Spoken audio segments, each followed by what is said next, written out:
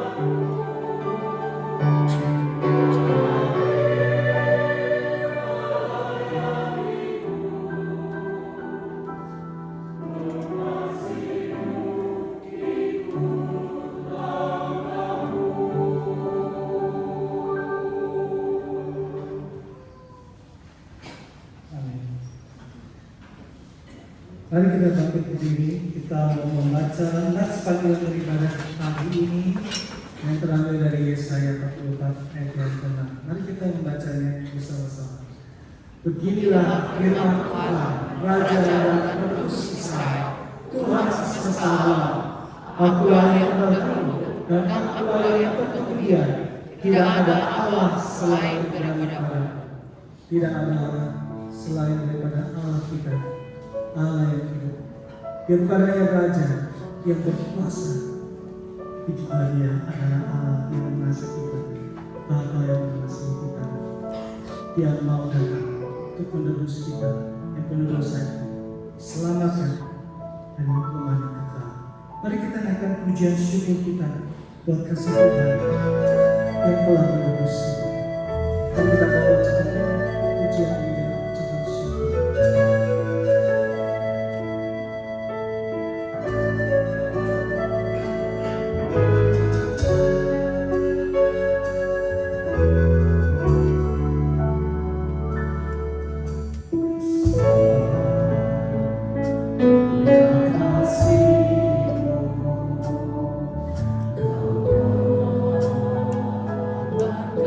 Hidup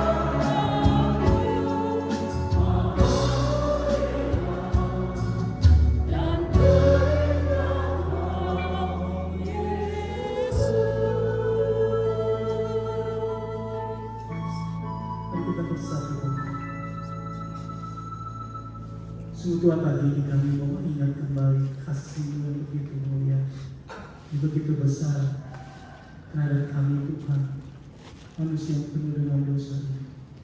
Kau mau mengasihi kami, bagi kami sana, menebus dosa, menyelamatkan kami, mengangkat kami menjadi anak, mengampuni segala dosa. Terima kasih Tuhan Yesus buat kasih yang begitu besar di dalam hidup kami penuh ketidaklayakan kami. Tuhan terima kasih. Pagi ini kami mau datang, kami mau dekat dengan, kami mau bersekutu dengan, menyembah, memuji dan bersyukur, dan mau mendengarkan firman yang menuntun hidup kami. Tuhan, ampuni segala dosa-dosa kami. Bila tidak ada yang menghalangi kami untuk boleh dekat dengan Tuhan, ampuni, sucikan kami. Kami seringkali tidak taat kepada-Mu, dalam pikiran, perkataan, perbuatan kami. Tuhan, ampuni segala dosa kami, sucikan kami, murnikan kami, bangkitkan kembali kami Tuhan, untuk boleh kembali berjalan di jalan Tuhan. Terima kasih Tuhan Yesus, berjanji-Mu Tuhan, bagi setiap orang yang mau mengaku dosa bertobat, Kau adalah setia dan adil, yang menyucikan segala dosa. Terima kasih Tuhan Yesus, kami ini serahkan ibadah ini dari awal sampai Tuhan, kami membawa segala pujian, hormat, penyembahan kami kepada Tuhan. Mari Kau yang menilik, melawan setiap kami di tempat ini. Kau yang tahu apa yang menjadi pergumulan terdalam setiap hati kami Tuhan. Mungkin ada datang dan pergumulan masalah keluarga. Tuhan, kepada kami berharap sekali lagi Tuhan, kiranya Kau yang memulihkan. Kiranya datang dengan segala pergumulan tentang masalah pekerjaan ekonomi. Tuhan, biarlah iman kami terus berharap kepada Engkau yang akan memberkati kami. Mungkin ada datang dengan segala kelemahan. Tuhan, biarlah Kau yang menjawab. Biarlah Tuhan yang menopang iman kami. Tetap kuat di dalam Tuhan. Serta itu, biarlah Kau yang memberikan kelegaan pada setiap yang datang dengan segala beban berat kepada Tuhan, sesuai dengan janji. Terima kasih Tuhan. Kami ingin serahkan ibadah ini dari awal sampai akhir. Kiranya nama-Mu yang dipermuliakan. Di dalam nama Tuhan Yesus, Tuhan Juru Selamat kami yang hidup, kami naikkan doa permohonan kami. Amin. Bapak Ibu bersama.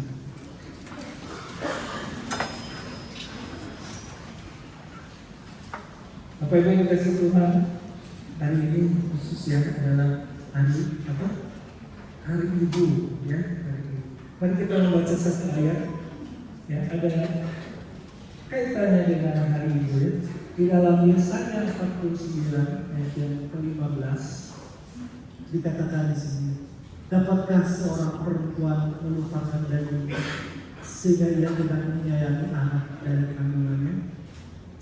Sekalipun dia melupakan, Aku, itu Tuhan, tidak akan melupakan engkau. Inilah janji Tuhan kita, bahwa Tuhan tidak akan melupakan kita anak-anak. Dia adalah Bapa kita, Bapa Saudara, yang akan terus memelihara kita. Amin. Mari kita naikkan pujian berikut ini. Bapa Saudara, dengan penuh iman, kita tahu kita punya Bapa di surga yang berkata.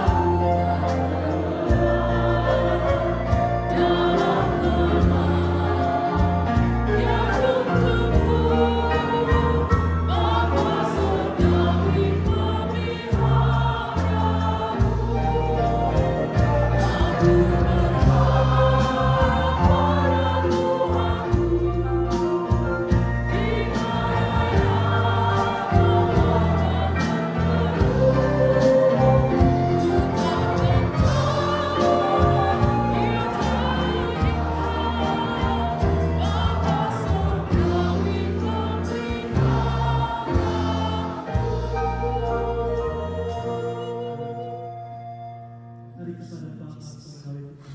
Kita nyatakan pengakuan iman kita bersama dengan gereja Tuhan segala abad dan segala tempat, dan kita mengaku demikian.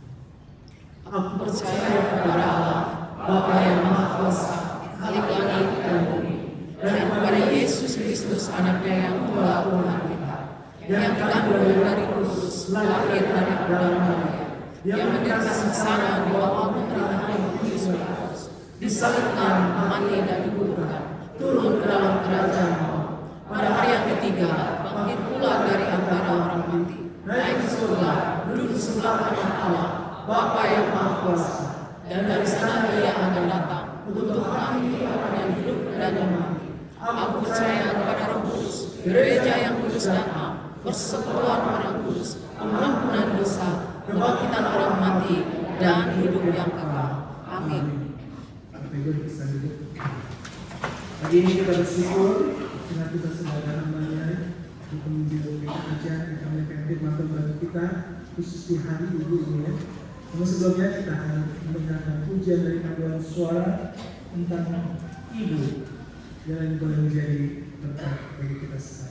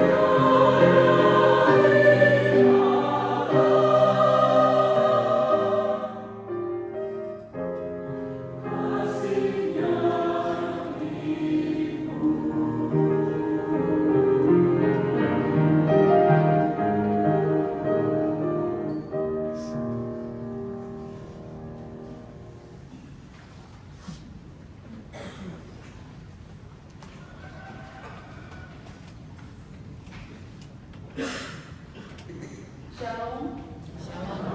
Selamat Hari Mama buat para mama yang ada di sini dan juga menyanyikan lagu yang luar biasa. Boleh kita beri tepuk tangan?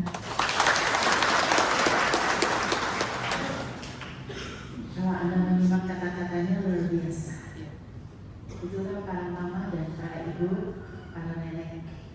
Mari kita berdoa. Tuhan yang mempunyai firman ini, kami datang kepadamu supaya kami belajar dari kehidupan seorang mama, seorang mertua, seorang nenek yang Tuhan izinkan menjadi pelajaran dalam hidup kami masing-masing. Mungkin kami pernah menapaki kaki kami di tapak hidupnya, mengalami pengalaman yang tidak tahu berbeda. Tapi kami berdoa supaya kebenaran firman Tuhan ini menjamah dan mengurapi kami semua, baik kami sebagai mama, sebagai nenek, sebagai perempuan, maupun sebagai jemaat Tuhan hari ini. Tuhan hadirlah di tengah-tengah kami dan Tuhan menjamah, menyentuh kami lewat kebenaran firman-Mu. Di dalam nama Tuhan Yesus Kristus kami berdoa. Amin. Saudara, from bitterness to redemption, atau dari kepahitan kepada penebusan. Saya mau bertanya kepada Anda, dari semua wajah yang ada di dunia, yang mana lebih duluan berkerut, perempuan atau laki-laki?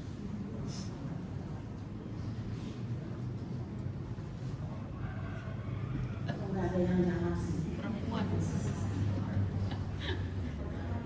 Yang duluan berkerut, laki-laki atau perempuan? Umumnya sama. Perempuan. Ayo laki-laki jawab dong.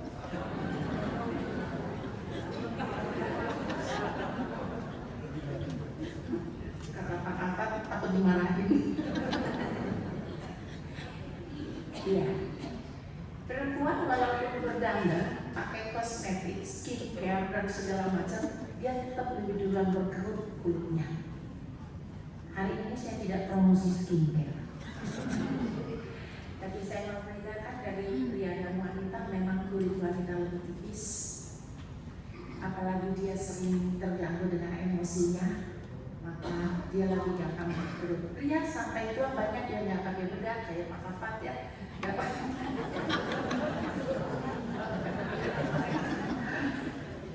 nggak pakai skincare, tapi dia lebih terlambat berkerut. Dan wanita pakai apapun tetap kerutnya muncul, kecuali mereka yang udah jahit kiri kanan terus kiri kanan ya. Karena saya bertemu dengan seseorang, dia usianya lebih senior dari saya, tapi saya kaget, kok dia kayak anak remaja.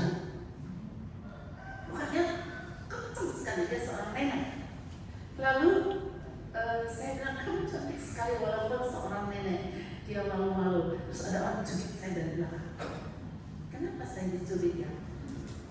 Lalu waktu kami teruskan dengan PA, ibu yang mencubit saya, jangan ngomong gitu, nanti dia tersinggung. Oh, kok dibilang cantik tersinggung? Saya kalau dibilang cantik saya senang, saya tidak tersinggung sama sekali. Dia sudah keras. Itu coba kalau di telinganya, di pipinya, di dahinya, di semua dia sudah operasi. Dia tuh umur 72. Hah? Oh gitu ya. Terus kenapa dia tersinggung? Ya itu yang bingung dia. Pulangnya saya bilang, kamu selalu cantik ya sampai tua. Dan dia hanya senyum-senyum. Bapak Ibu yang dikasihi oleh Tuhan Yesus, hari ini kita akan belajar dari kehidupan seseorang yang bernama Naomi.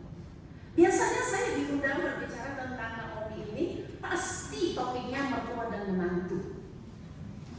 Mau seminar, mau KKN, mau apapun, PA, selalu mertua dan menantu, mantu dan mertua. Kalau di situ ada mertua, mantunya akan titip pesan.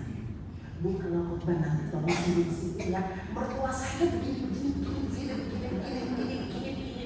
Tentang satu, mertua saya itu begini. Saya bilang, saya sudah siap mertua saya, nggak pusing kamu. Lalu datang mertuanya, Bu, ibu apa? Hah, ibu tolong kasih tanya, mantu tuh harus begini. Banyak pesan. Dan nggak ada yang didengarkan. Khotbah udah siap, masa di rumah tiba-tiba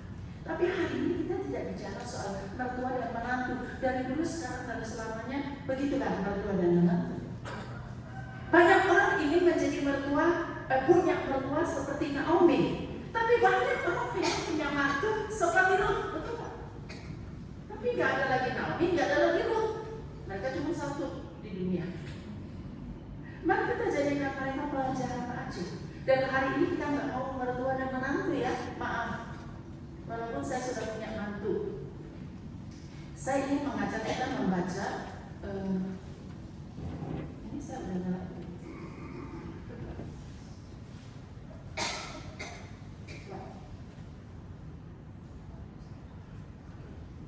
nah itu kalau nenek-nenek nggak tahu kan. Mari kita membaca firman Tuhan dari kitab Rut pasal 1 ayat 1. Perhatikan baik-baik Bapak Ibu, saya yakin karena Anda sudah cukup tidur dan bangun tidak ngantuk lagi pagi hari. Pada zaman para hakim memerintah, ada kelaparan di tanah Israel. Lalu pergilah seorang dari Bethlehem Yehuda beserta istrinya dan kedua anaknya laki-laki ke daerah Moab untuk menetap di sana sebagai orang asing. Ada kelaparan di Israel, di Bethlehem, dan ada seorang suami mengajak istrinya dan anaknya pindah ke Moab. Moab itu tanah di mana orang tidak percaya Tuhan sama sekali dan tidak kenal Allah. Tapi demi mencari hidup, mereka sekeluarga hijrah ke sana sebagai orang asing. Pasti gak ada keluarga, gak ada siapa-siapa. Mereka orang baru di sana. Lalu ayat yang kedua berkata, nama orang itu ialah Elimelech, nama istrinya Naomi, dan nama kedua anaknya Mahlon dan Kilion. Sampai hari ini saya tidak tahu ada orang Indonesia namanya Mahlon dan Kilion. Mungkin takut umurnya pendek. Semuanya orang-orang Efrata di Bethlehem Yehuda. Dan setelah sampai ke daerah Moab, diamlah mereka di sana. Bapak Ibu, saya ingin beritahukan, perhatikan itu di Efrata. Orang dari Efrata di Bethlehem. Anda ingat? Siapa yang kita ingat kalau Efrata di Bethlehem? Siapa itu? Bayi Yesus. Orang-orang ini sekeluarga ini keren, ya namanya.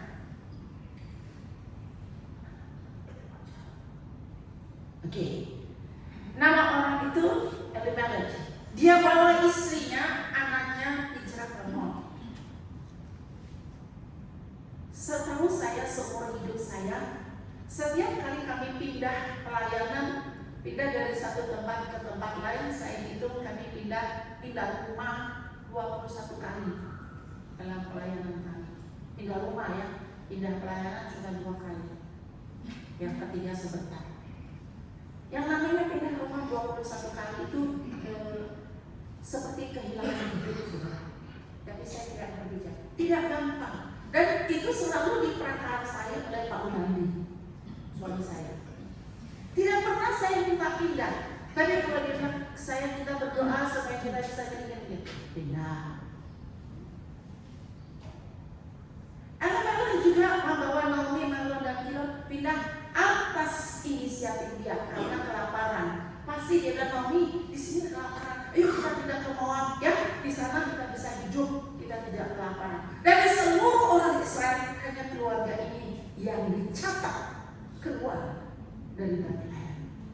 Tidak ada catatan lain lagi yang saya temukan. Mungkin nanti kalau sudah belajar dari AI banyak. Lalu Elimelech itu apa arti namanya? Perlu kita ketahui bahwa nama itu adalah Tuhanku adalah Raja. El artinya Allah dan Melech artinya Raja. Kemudian Naomi berarti indah dan menyenangkan. Sedangkan Bethlehem, Anda semua tahu artinya rumah roti. Bait itu artinya rumah dan lechem itu artinya roti. Nah kalau semua ini digabungkan, waduh luar biasa. Elimelech dan Naomi digabungkan, maka artinya Tuhanku adalah Raja. Hidupku indah dan menyenangkan. Tambah Bethlehem tinggal tenang di rumah roti. Wah, ini kalau dirangkaikan tidak ada nama lebih indah di manusia atau tempat selain dua orang ini dengan nama tempatnya.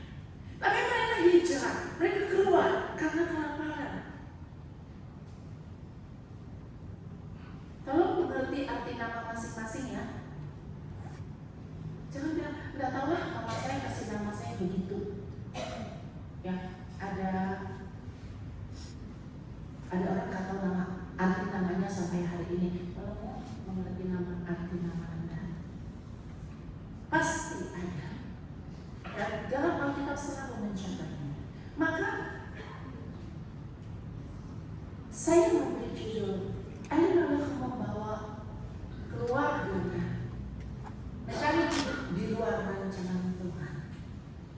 Ada banyak orang sekarang ingin mencari hidup di luar rancangan Tuhan karena dia sangat beriman, karena dia sangat pintar, dan karena dia sangat punya segala-galanya.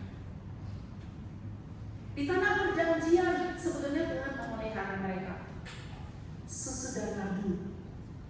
Ya, saya barusan pulang dari Belitung selama 5 hari. Di hari terakhir kemarin saya dibawa oleh seorang pembawa pensiunan sama dengan saya.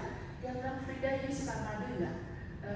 You suka madu ya? Saya bilang, Bapak tahu dari mana saya suka madu? Ya biasanya orang kalau suka minum madu kulitnya seperti kamu. Amin Pak.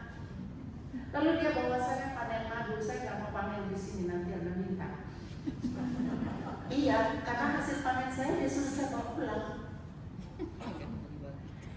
Dia mau panen itu siap jam 10, jam 11. Tapi karena saya ada di tempat lain, dia bilang, saya tunggu. Saya bilang, jangan panen Pak. Saya mau ada di sana Pak. Saya pengen panen Pak. Seumur hidup belum pernah panen madu Pak. Dia tunggu sampai kami tiba di rumahnya jam 5 lewat sore. Di mana waktu itu semua tawon sudah pulang ke tempatnya. Kebayangkan? Lalu suami saya Pak Unani bilang, lo masih mau panen? Mau. Dia bilang, bentol nanti jangan mengeluh, saya network. Saya yang minta. Lalu saya bilang, yuk kita panen. Dia bilang, yuk. Kami rombongan 10 orang. Waktu dia bawa saya ke sana, merinding di badan saya. Dan dia bilang, tidak, saya buka ya. Yang lain-lain bilang, jangan dekat. Saya bilang, orang beriman tidak digigit tawon. Waktu dia buka, tawon keluar seperti lalat di sampah. Dan tidak ada satupun yang gigit saya, malah nyamuk yang gigit saya. Teman-teman lain siap-siap. Ya ada apa? Saya puji Tuhan, nggak digigit satupun. Padahal saya yang ambil madunya 2 botol disedot. Semua kabur, hanya Musa dan saya yang masih menyedot madu. Madunya enak, tidak dicampur apapun, benar-benar madu. Dan rancangan Tuhan bagi bangsa Israel itu adalah sesudah madu. Tapi kalau ada kelaparan, ada sakit, ada penderitaan, itu semua bagian dari proses kehidupan yang Tuhan inginkan kita alami, sama seperti Elimelek. Tapi Elimelek gak mau. Dia katakan, aku mau keluar dari Bethlehem ini. Saudara, Bethlehem tempat yang sangat-sangat luar biasa, rumah roti. Elimelek bawa Naomi, bawa anaknya pergi. Sebagai istri, saya mengerti perasaan Naomi. Nggak boleh lawan kan?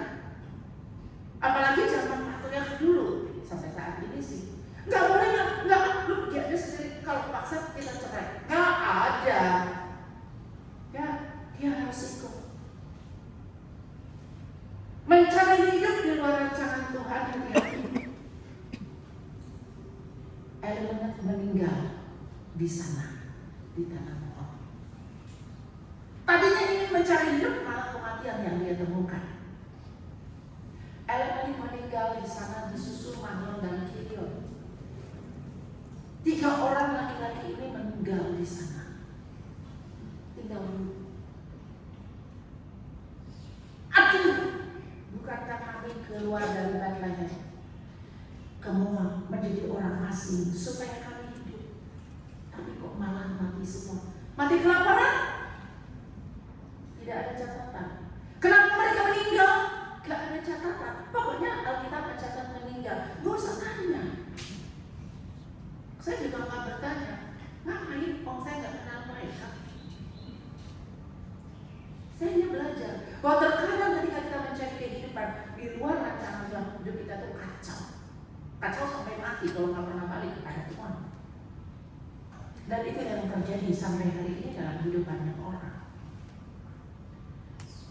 Maka mencari hidup di luar rancangan Tuhan, menemukan hidup yang penuh kepahitan.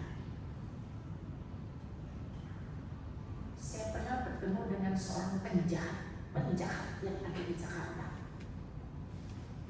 Kalau saya sebut namanya, Anda bilang tahu.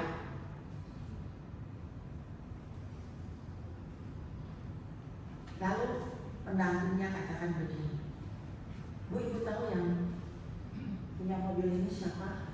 Gak tahu lah, mana orangnya? Ini bapak ini namanya ini, nama pesawat, nama orang Yunani. Begitu dia datang, kurus begitu, matanya juga nggak bener kelihatannya. Dia punya kuasa. Lalu saya duduk sebelah luar. Saya bilang, nama saya Frida, saya penginjil Frida. Oh iya, senang bertemu dengan Anda. Dan dia sebut namanya. Begitu dia sebut namanya, saya punya bulu merinding dan begitu naik sampai turun merinding itu sudah pernah turun. Tapi saya sempat bertanya, Pak, bapak ini kedengarannya sangat berani. Iya, pria saudara. Ada nggak yang bapak takuti di dunia ini? Dan saya tidak takut mati. Saya tidak takut siapapun. Masuk keluar penjara sudah biasa. Anda pasti tahu siapa dia. Lalu saya mau sekali nggak ada yang bapak takut. Ada 2. Oh, ada juga 2. Siapa itu? 1 Tuhan. Kalau saya nggak takut Tuhan, kalau saya menghadapi dia, habislah saya nanti. Terus yang kedua, istri. Kenapa bapak takut istri? Karena setiap kali saya sakit, dia yang menentukan segalanya. Makan saya, segala-galanya dia yang menentukan. Kalau dia tiba-tiba salah kasih makan saya, apa yang terjadi? Dia bersama saya di dalam kejahatan saya dan kebaikan saya. Masih ada yang baik gitu. Dan anaknya kalau di sekolah memang pengawalnya loh, karena dia penjahat. Anda tahu nggak siapa dia? Saya mau sebut. Itu yang terjadi dengan Elimelech ketika dia bawa untuk cari hidup. Justru mereka menemukan kematian di sana. Nanti kalau Anda baca sebelum kita turut, Anda akan menemukan bahwa tangan Tuhan telah menekan aku, tangan Tuhan telah menghukum aku. Banyak yang lama dikatakan, karena hanya tinggal dia. Tetapi hari ini penghiburan dan kekuatan seorang mama, seorang Naomi, seorang istri, seorang nenek adalah kehadiran anak-anaknya. Saya kaitkan ini dengan hari mama. Bagi seorang istri, maaf ya para suami, kehilangan suami tidak sebanding kehilangan anak. Itu yang kata para ahli. Kehilangan suami itu sedih, mengerikan, menakutkan. Tapi bagi seorang mama, kehilangan anak itu adalah sebuah duka yang tersebut. Sebuah ratapan yang tak berujung. Maka ketika orang berbicara, apalagi pendeta-pendeta suka membayar, itu istrinya Ayub tuh, gila tuh, ya. Masa dia suka Ayub kutuk Tuhan? Gini-gini, saya suka jadi pembela istrinya Ayub.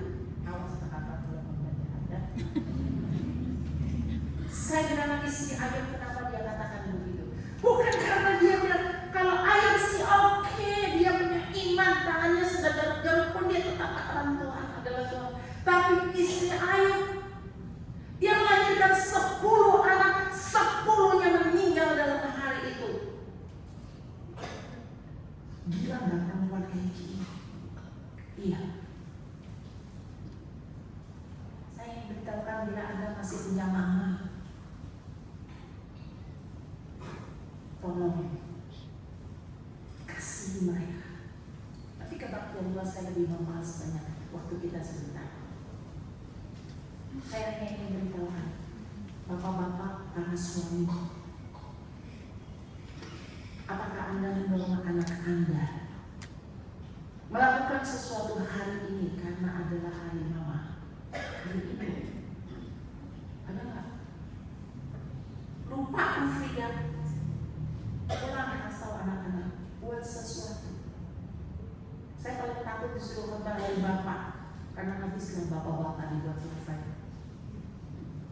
Tapi hari ini saya ingin mengatakan, seorang suami yang mengasihi istrinya, seorang suami yang mengambil alih kepemimpinan, yang memegang teguh kepemimpinan dalam keluarganya, bukan dengan otoritas dan otoriter, bukan dengan otoriter, tapi otoritas seorang pemimpin. Menuntun istri dengan dikasih, dia akan menolong anak-anaknya memiliki masa depan yang tangguh. Sebaliknya, seorang mama yang membiarkan anaknya tidur di sampingnya sejak lahir adalah seorang mama yang mempersiapkan anak yang tangguh. Karena anak seirama bernafas dengan mama, makan bersama mama, itu kehidupan yang paling nyaman. Tuhan merajut kita. Saya begitu bangun pagi tadi jam 3 lewat sedikit. Waktu saya berdoa, Tuhan memberi saya inspirasi. Siapakah saya? Siapakah para wanita? Saya bangun langsung catat, takut lupa. Perempuan dan semua manusia adalah sebening kaca tipis di hadapan Tuhan. Transparan dilihat oleh Tuhan, rajutan tangan ilahi membentuknya di dalam rahim seorang perempuan. Ingat ya, perempuan itu menjadi hamil bukan sejak jatuh di dalam dosa, tapi jauh sebelumnya Tuhan sudah meletakkan rahim di dalam tubuhnya. Jangan pikir itu karena Hawa berdosa maka dia punya rahim. Enggak dong, masa begitu berdosa dikasih masuk rahim? Ya enggak ada begitu. Pada waktu Tuhan membentuk perempuan itu, dia sudah membentuk rahim di sana. Kalau kehidupan Anda yang jago-jago, yang hebat-hebat sekarang sudah pernah hidup di sana dalam rajutan tangan ilahi. Saya catat itu tadi pagi, tidak untuk dikhotbahkan hari ini, tapi nanti. Ketika saya berbicara bahwa hidup ini adalah sesuatu yang Tuhan izinkan. Ya, kehidupan Naomi yang kedua, kita hidup adalah kesempatan untuk memilih.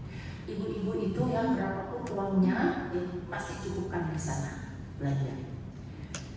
Berapapun tenaganya pasti dia bisa selesaikan. Ya, kecuali yang ada pembantu disuruh bantu. Tapi saya ingin memberitahukan tentang seorang mama seperti Naomi, dan banyak seperti mama-mama di sini. Suami istri pernah berantem dari rumah sampai bawa ke pertemuan. Waktu makan, istrinya bilang, Ibu Frida, ya kami umurnya sama, lihat itu suami saya. Sebelum gak makannya, semua ditaruh di piringnya, yang sup, yang sayur, yang buah, yang apa semua. Giginya kayak makanan apa, bubuk. Saya bilang, oh iya, saya itu masak Bu. Sup saya sudah taruh mangkok, saya sudah taruh untuk salad, saya sudah taruh untuk gorengan. Ada 5, 7 piring, dia cuma pakai 1 Bu. Coba beli gak Bu? Saya coba berpikir, nggak lama Pak undang di suami saya juga sama.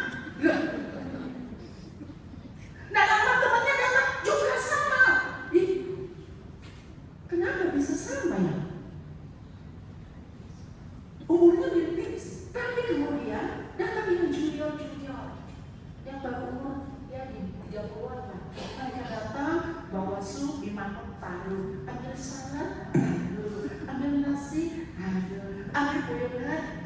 Saya hitung-hitung, ya benar 5 piringnya. Saya hidup dia. Lalu saya punya jawaban. Hak istri masak, cara makan hak suami. Betul? Setuju kan? Itu penyelesaian. Itu dokter loh sudah. Dia dokter bidang pelayanan keluarga dan konseling. Saya bilang sama istri, hak kita itu masak Bu. Cara makan itu hak dia. Udahlah. Nah suaminya dengar. Dia bilang, apa ibu bilang? Enggak. Saya bilang hak masak itu istri. Setuju. Tapi cara makan hak bapak. Setuju Bu, bagus jawaban ibu. Padahal dia itu profesor dokter ya. Saya bilang, yes, walaupun saya nggak kuliah, saya bisa. Saya bilang, mulai hari ini jangan ribut soal cara makan. Biarin aja. Kan malu ibu, yang malu dia, kamu nggak usah malu. Lalu saya katakan kepada istrinya, dulu kita itu dibesarkan oleh seorang mama, anaknya lebih dari 5, bisa 8, kayak saya bersaudara. Tidak ada pembantu. Semuanya mama tentu piring cuma 1, betul nggak? Kalau 8 anak punya 5 piring, mati lah mama saya cuci piring. Jadi saya itu kebiasaan dari kecil yang dia bawa. Tapi kan sekarang sudah ada pembantu, dia tak pusing. Sekali lagi, dia besar dari seorang mama yang hanya kasih 1 piring, taruh nasi, taruh 10 hai, taruh kuah, taruh apa. Dia makan dan dia menjadi besar, kemudian menjadi suamimu sekarang. Karena sekarang, ingat, hak masak istri, hak cara makan suami dan anak-anak. Setuju? Supaya dunia damai, supaya dunia aman. Saudara, ketika hidup harus memilih, maka kita harus memilih yang baik. Naomi, dia memilih tinggalkan dan meninggalkan, atau tetap dan kembali. Ada 3 perempuan di sini, Naomi, Ruth, dan Orpa. Sesudah dia dalam kesulitan dan kesedihan, dia dengar di Bethlehem orang sedang banyak makanan. Dia bilang, aku mau pulang. 2 mantunya, kami ikut. Ini keputusan ibu-ibu, mama-mama, dan kita semua. Hidup ini selalu memilih. Begitu bangun pagi pun Anda akan memilih ke gereja jam 6 atau jam 8. Betul? Pakai baju apa, pakai celana apa. Betul? Hidup ini memang memilih. Salah pilih, resikonya masing-masing. Saudara, pilihan pasti menentukan hasil. Naomi katakan, aku mau pulang. 2 mantunya ikut. Pas di perjalanan mau masuk ke Yehuda, tiba-tiba dia katakan, cukup sampai di sini. Kalian pulang, kalau saya punya anak pun kalian gak mungkin menikah lagi dengan mereka. Naomi bilang mereka pulang. Ruth bilang, Allahmu Allahku, di mana kau tinggal di sebelah itu. Orpa bilang, saya kembali. Saudara, tidak pernah ada catatan tentang Orpa lagi. Tapi catatan tentang Ruth ada sampai hari ini.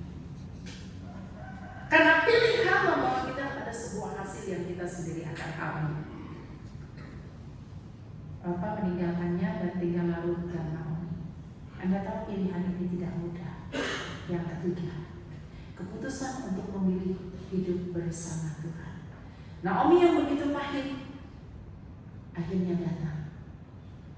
Dia mengakui keberadaan dirinya dan dia katakan, aku bukan Naomi, tapi aku marah, aku pahit. Dia suruh semua orang panggil dia pahit. Inilah ibu-ibu, inilah mama-mama yang tidak pernah dipedulikan, yang tidak pernah diperhatikan. Pokoknya dia harus bisa menyelesaikan semuanya tanpa jam kerja. Semoga di waktu kedua saya punya waktu untuk membahas hal ini. Tapi seorang perempuan harus belajar berani mengakui dirinya di hadapan Tuhan. Aku sedih, Tuhan aku capek, Tuhan aku kecewa, Tuhan aku perlu dikasihi, peluk aku dalam pelukanmu. Karena dia harus merapikan tempat tidur orang yang tidur enak. Dia harus mencuci piring orang yang makan enak. Dia harus memasak buat orang yang banyak seleranya. Kemarin pagi Eva anak saya buat sarapan pagi, makan roti kemarin simple. Anaknya mau minta roti pakai keju pakai telur. Saya mau roti yang hanya dibalut telur. Terus Paliko hanya mau roti dipanggang sederhana. Terus dia sendiri mau roti yang ada flan di dalamnya. 4 macam roti untuk 4 orang. Saya beri dia salam, you a good mom and good wife and good my daughter. Dia baru sadar, iya kan, pagi-pagi saya sudah bikin 4 macam roti. Dia baru sadar dia capek ketika saya kasih tahu. Tadinya dia nggak capek. Mari ibu, mari mama-mama kita belajar mengakui di hadapan Tuhan. Kasih tahu komplainmu kepada Tuhan. Kasih tahu suami nggak ada guna. Kasih tahu anak apalagi. Kapan? Tuhan, aku capek. Tuhan, aku lelah. Aku merasa kekurangan. Ketika pilihan hidup bersama Tuhan, dia menjadi berkat dalam perjalanan kehidupan. Saudara, Anda kenal ini? Enggak. Dia adalah seorang anak yang lahir dalam keluarga miskin banget. Dan kemudian karena kemiskinan itu mereka bercerai. Papahnya tukang cukur. Dia lahir 29 Januari 94 dalam kemiskinan dan keterpurukan. Seorang mama muda. Mamanya kemudian menjadi pembantu dan dia dititipkan kepada neneknya.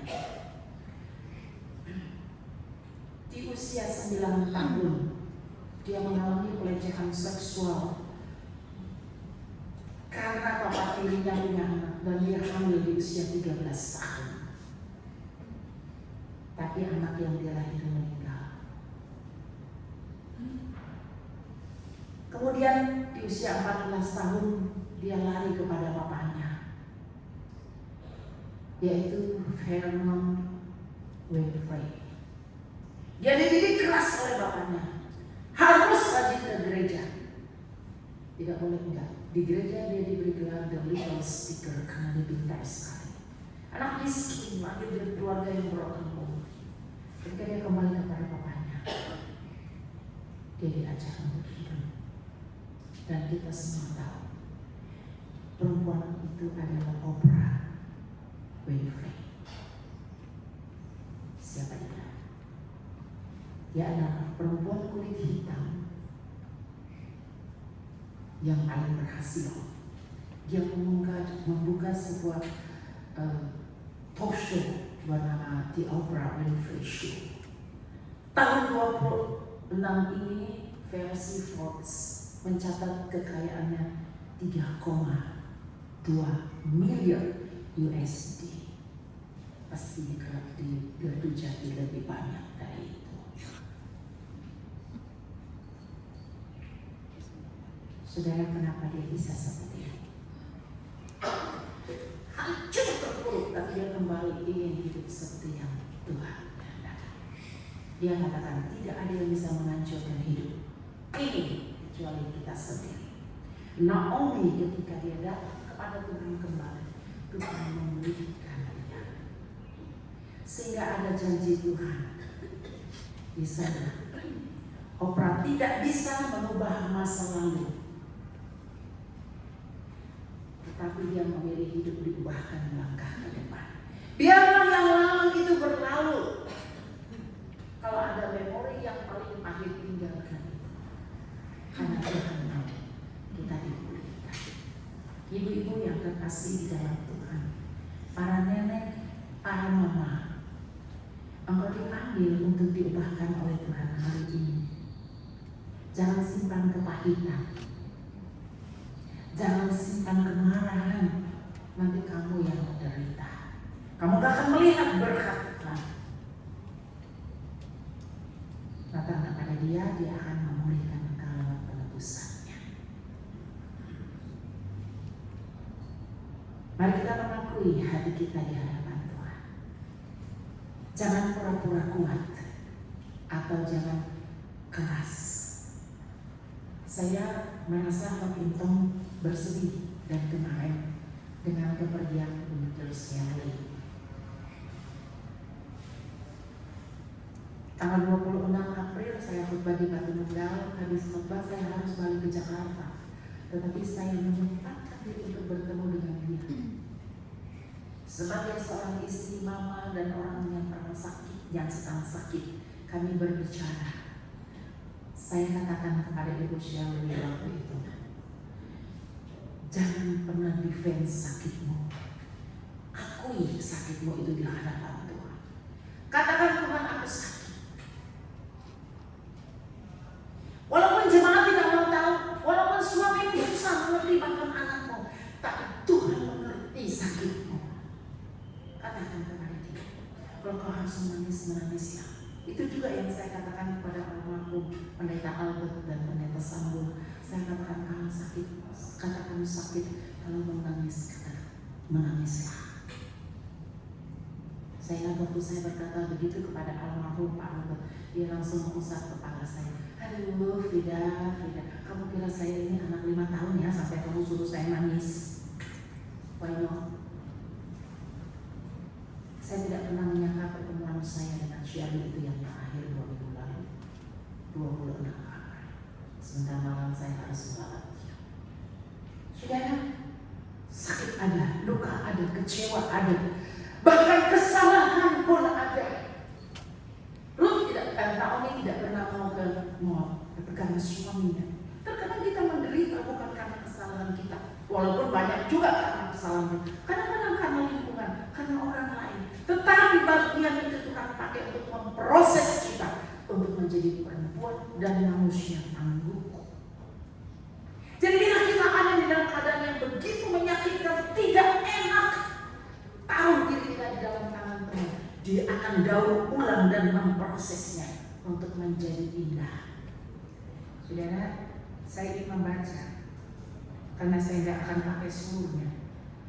Di sana dikatakan, Rut pasal 4 ayat 17. Dan tetangga-tetangga perempuan itu memberi nama kepada anak itu, katanya, pada Naomi telah lahir seorang anak laki-laki. Lalu mereka menyebutkan namanya Obed.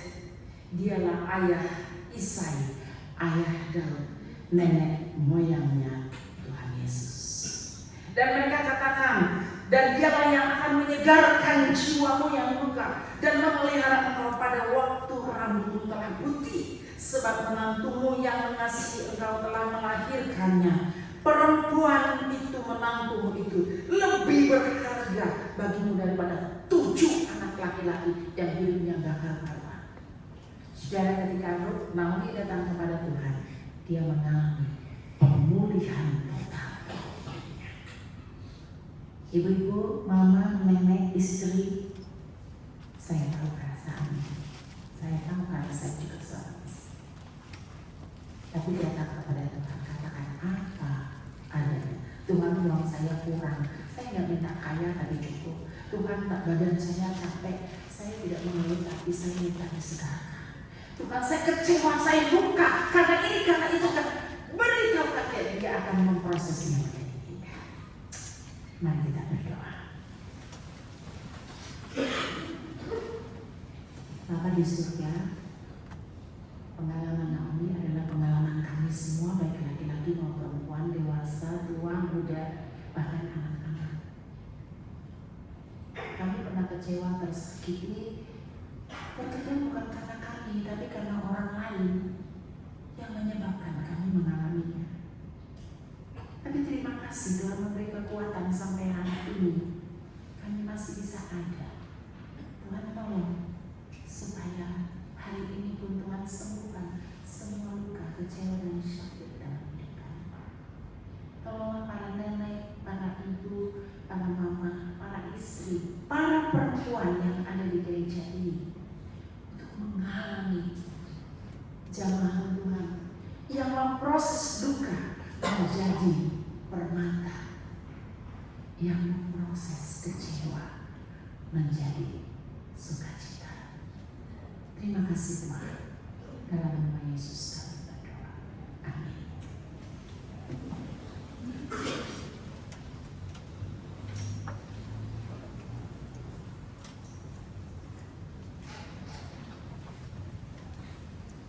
Nah, terima kasih ya. Dalam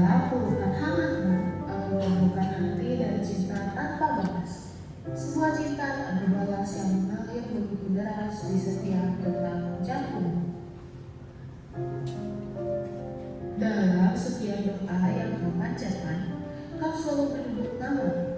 Pelukmu, rumahku, nasihatmu menuntunku. Kasihmu cermin kasih Tuhan buat aku. Mah, terima kasih ya.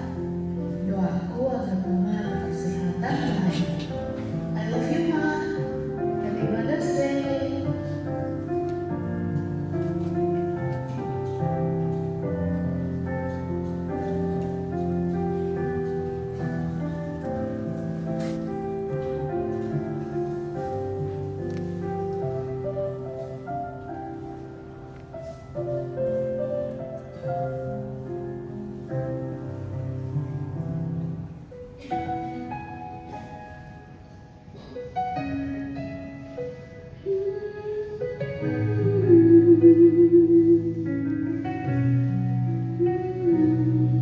Sejak kecil ku dibimbing tanganmu, dan doaku sebut namaku. Air matamu jatuh dalam malam, memohon Tuhan lindungi langkahku. Ibu kasihmu cerminan surga, lewat sabarmu ku kenal cintanya. Kau ajarkanku hidup dalam firman, kasih Tuhan nyata di matamu. Ibu,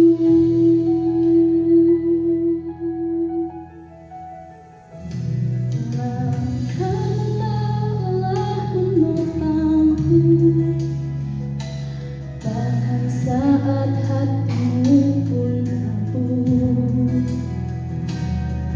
imanmu kuat seperti karang. Kau tunjukkan Yesus lewat hidupmu.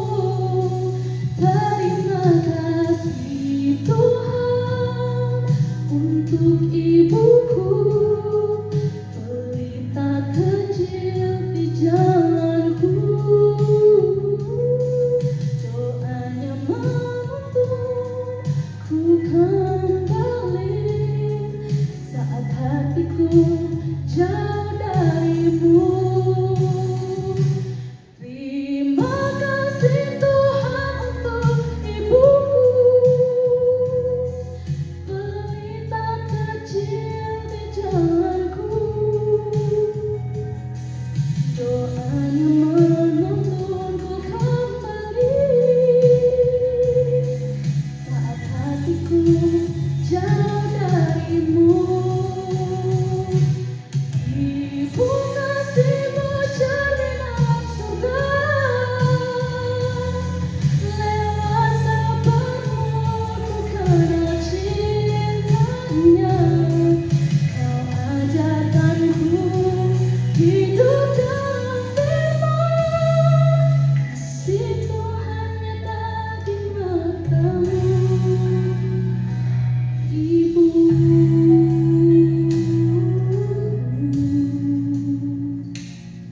kasih Tuhan nyata di matamu. Ibu,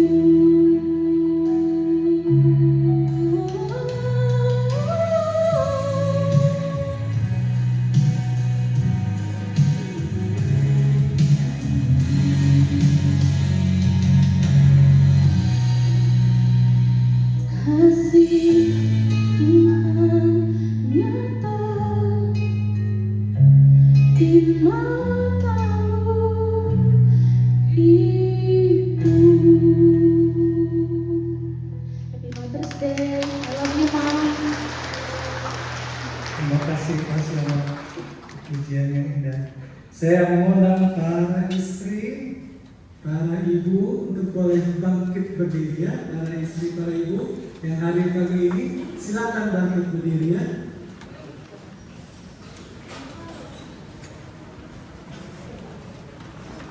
Di atas juga ada rumah di balkon. Baik, gereja ingin mengapresiasi untuk para istri, para ibu yang sudah berjuang keras membangun rumah tangganya, menopang keluarganya ya. Selamat hari ini.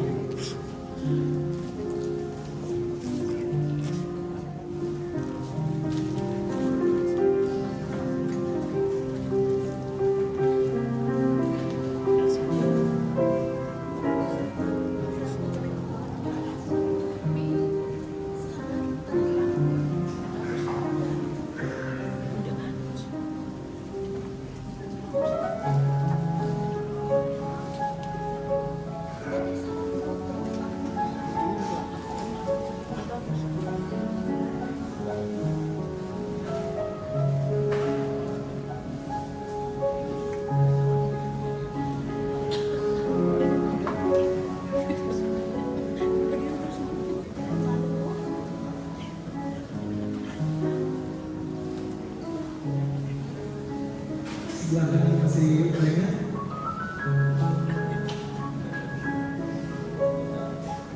Yang di sebelah kanan boleh dibantu juga, masih banyak ya.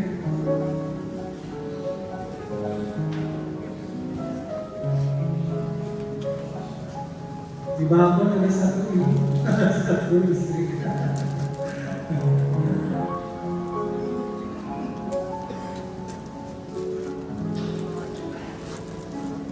Oke.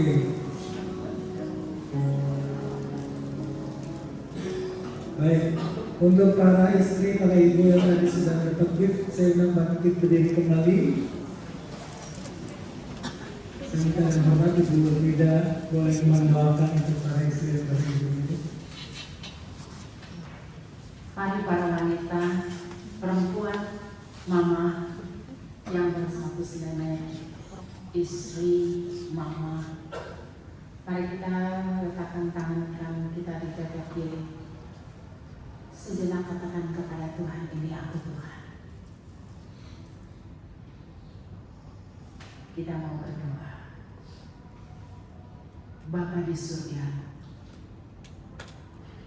terima kasih menjadi Bapa buat kami para perempuan. Terima kasih menjadi suami bagi kami para perempuan. Terima kasih membawa kami menjadi anak-anak-Mu.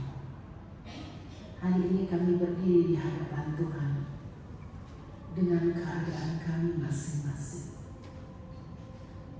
Tuhan yang paling tahu hidup kami, keberadaan kami. Ketika kami dilupakan dalam lelah, dalam capek, dalam kecewa, dalam kesendirian, kami bersyukur Tuhan tidak pernah lupa kepada kami. Ketika kami menjadi tua, ketika kami menjadi sakit, dan kami berjalan sendirian tertatih-tatih, karena orang-orang yang kami asuh, kami kasihi, khususnya anak-anak kami, sedang melangkah menatap kehidupan mereka dan meraih masa depan mereka. Tuhan, kami mau berdoa, sertai anak-anak kami, generasi kami. Sebagaimana Tuhan memberikan kekuatan kepada kami, berikan kekuatan berlimpah-limpah bagi mereka. Sebagaimana Tuhan memberkati kami, berikan berkat yang berlimpah-limpah buat mereka. Tolonglah kami para perempuan dalam usia yang sudah senja, yang sudah tua. Ketika status kami sebagai perempuan muda berubah menjadi seorang istri, kami mendambakan kasih, dan Tuhan sudah memerintahkan suami mengasihi kami sebagai istri. Tapi sering kami tidak mengalaminya karena kami capek, kami sibuk, kami lelah. Tapi kami tetap mengasihi anak-anak kami, mengasihi Tuhan, dan itulah kekuatan kami sampai hari ini. Tuhan angkat semua luka, akan semua sakit, kecewa, kesendirian dan kesunyian kami. Gantikan dengan kehadiran Roh Kudus yang menuntun, menguatkan kami melangkah selagi Tuhan memberi kehidupan bagi kami. Berkati para nenek, para istri, para ibu, para mama di tempat ini. Dan tolong supaya para suami diberkati dengan mengasihi istrinya. Dan Tuhan berkati anak-anak yang terus menghormati dan mengasihi mamanya. Terima kasih Tuhan. Jadikan kami Naomi yang menyenangkan, bukan lagi Naomi yang pahit. Terima kasih Tuhan. Ini doa kami. Rangkaikanlah air mata kami menjadi permata. Rangkaikanlah derita, kecewa, luka kami menjadi tawa dan sukacita oleh karena pemulihan-Mu. Dalam nama Yesus kami berdoa. Amin.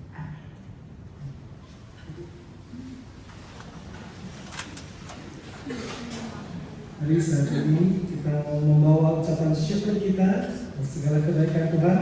Kita mau memberikan persembahan kita yang terbaik kepada Tuhan. Kalau bisa memasukkan ke kantong persembahan ataupun scan kembali kepada petugas yang silakan.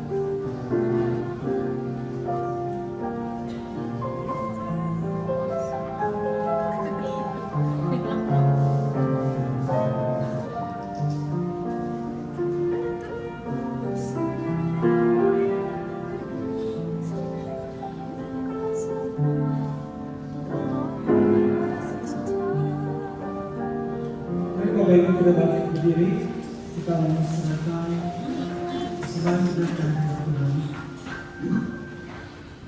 Mari kita bersatu di dalam doa. Bapak yang terima kasih, kami sekali lagi mengucap syukur segala berkat-Mu dan hidup kami. Dan Tuhan inilah persembahan dan semua adalah dari kepada-Mu juga ya Tuhan. Kiranya Engkau memakai persembahan ini Tuhan melalui gereja yang dipakai untuk memperluas, mendukung seluruh lini pelayanan melalui gereja menjadi saluran berkat. Tuhan, lebih lagi kami serahkan hidup kami. Tuntun kami Tuhan, tidak lari jauh daripada dengan sebatannya, tapi kembali kepada seperti Naomi, kembali kepada Tuhan yang Engkau menjadi sumber kekuatan untuk harapan kami. Terima kasih Tuhan Yesus, dalam nama Tuhan Yesus kami berdoa. Amin. Bapak Ibu bisa hidup. Ada beberapa hal yang Bapak Ibu perlu simak bersama. Pertama, saya ucapkan terima kasih kepada Ibu yang sudah menyampaikan firman Tuhan kita sekalian. Berikutnya, minggu depan kita akan beribadah kembali. Sudah ada topik yang menarik ya tentang bagaimana peranan di dalam diri kita. Ada dua suara ikut dari ikut Tuhan. Mari Bapak Ibu hadir kembali di bulan depan. Ajak keluarga kita untuk beribadah bersama ya. Kemudian setiap hari Rabu jam 5 ada doa secara onsite. Bapak Ibu diundang hadir. Mari kita berdoa bersama dan berdoa iman kita ya. Dan kalau tidak bisa mari hadir secara online, hari Rabu juga jam 7 malam lewat Zoom. Kemudian jangan lupa hari Kamis 14 Mei ini kita akan adakan kebaktian kenaikan Tuhan Yesus ke surga ya. Jam 9 pagi dalam bahasa. Mari kita juga hadir beribadah bersama-sama ya di hari kenaikan ini. Kemudian hari Sabtunya 16 Mei jam 9 ada persekutuan Usinda, diundang para Usinda boleh hadir di dalam persekutuan Usinda ini ya. Kemudian hari Sabtu 23 Mei jam 7.30 pagi mari kita berolahraga bersama. Gitu ya, sehat jasmani sejahtera kami ya. Sabtu 23 Mei. Kemudian kaum pria diundang juga untuk boleh mengikuti persekutuan tanggal 25 Mei jam 6 sore di Mekarwangi ya. Dengan tema bukan cuma cari nafkah. Mari Bapak-bapak hadir di dalam persekutuan kaum pria ini ya. Kemudian bagi pasangan-pasangan yang sudah menikah ini 3 tahun diundang untuk bisa mengikuti kelas marriage enrichment gitu ya. Silakan boleh mendaftarkan diri ya. Tanggalnya nanti bulan Mei akan diadakan ya kelas. Kemudian untuk PPW ini membaptiskan anaknya itu paling lama pendaftaran hari ini tanggal 10 Mei ya untuk baptisan anak nanti bulan Juni. Kemudian yang terakhir ada klinik, kita punya klinik Elin sedang membuka lowongan pekerjaan untuk staf bagian kasir juga pendaftaran gitu ya. Silakan Bapak Ibu bisa menghubungi kontak person yang ada ya jika ingin mendapatkan pekerjaan di klinik kali ini. Kemudian tadi sudah disebutkan kita kehilangan gereja kita sama teman setia Injil Syarif Praktiknya, istri daripada Boksu di Sutiono ya, yang melayani di Batu Nunggal. Saat ini jenazah sedang disemayamkan di Bumi Baru 2 AB. Jadi bagi Bapak Ibu yang ingin melayat, hari ini ada kebaktian tutup peti, besok kebaktian penghiburan, dan Selasa akan dikremasikan di Bumi Baru 1. Demikian Bapak kita pada pagi hari ini. Mari kita bangkit berdiri. Mari kita pulang melangkah di dalam anugerah Tuhan. Bersadar pada Tuhan, menghadapi kepada Tuhan yang menyertai.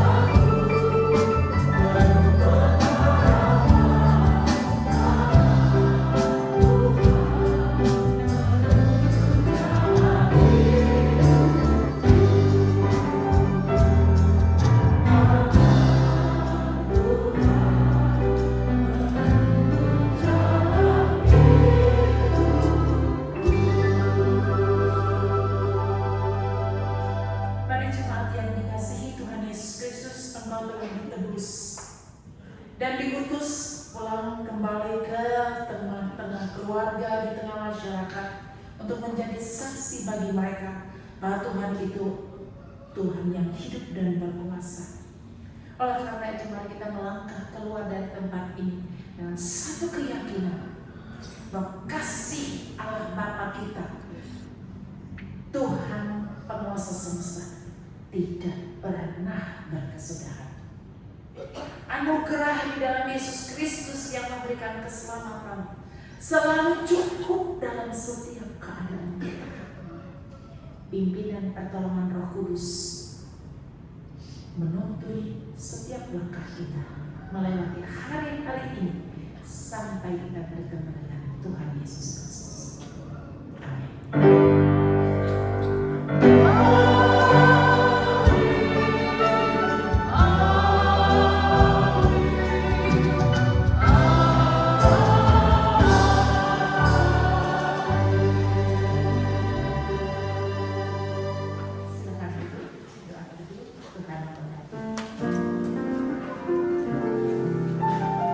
Silakan Bapak Ibu